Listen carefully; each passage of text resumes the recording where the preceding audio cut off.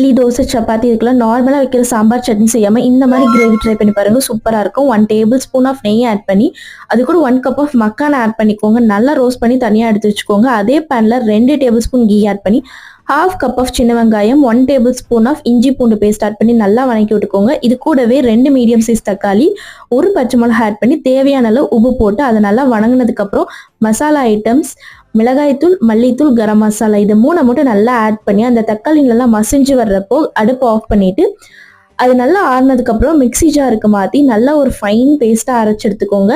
அவ்வளோதான் நம்ம கிரேவிக்கான மசாலா ரெடி.